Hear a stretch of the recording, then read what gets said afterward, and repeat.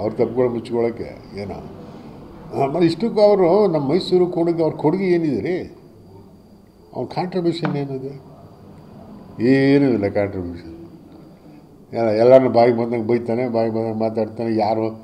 ಯಾವ ಸಾಹಿತಿಗಳು ಉಳ್ಕೊಳ್ಳಿಲ್ಲ, ಯಾವ ರಾಜಕಾರಣಿಗಳು ಉಳ್ಕೊಳ್ಳಿಲ್ಲ, ಎಲ್ಲರನ್ನೂ ಮಾತಾಡ್ತಾನೆ ಅವ. ಏನು ಅದರಿಂದ ಸುಮ್ಮನೆ ಅವರ ಇದನ್ನೆಲ್ಲ ಮುಚ್ಕೊಳ್ಳೋಕ್ಕೆ ಸುಮ್ಮನೆ ಈ ವಿಚಾರಗಳೆಲ್ಲ ಪ್ರಸ್ತಾಪ ಮಾಡ್ತಾರೆ.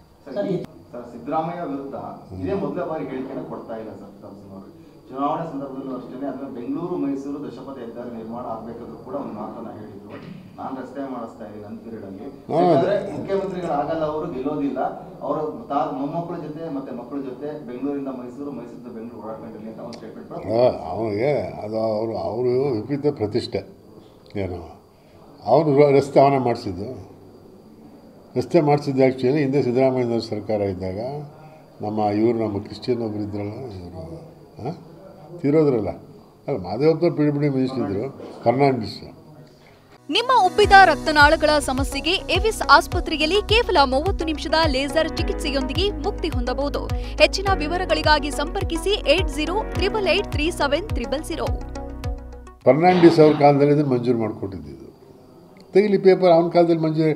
ಈಗ BJP ಸರ್ಕಾರ ಬಂದಾಗ ಮಂಜೂರು ಅಂತ ತೆಗೆದು ತೋರಿಸ್ಲಿ, ಇವರು ನಮ್ಮ ಕಾಲದಲ್ಲಿ ಆಗಿದ್ದು ಕಂಡ್ರಿ ಇದು ಅಂತೇಳಿ ಸರ್ಕಾರದಾಗಿ.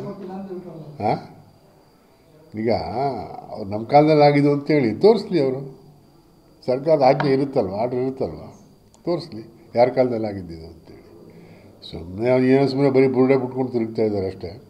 ವಾಸ್ತವವಾಗಿ ಕೆಲಸಗಳು ಅವನ ಕಾಲದಲ್ಲಿ ಏನೂ ಆಗಿಲ್ಲ. ನನ್ನ ಕ್ಷೇತ್ರದಲ್ಲೇ ಪ್ರಿಯಾಪಟ್ಟಣ ಒಂದು ರಸ್ತೆ ಮಾಡಿಸಿಲ್ಲ,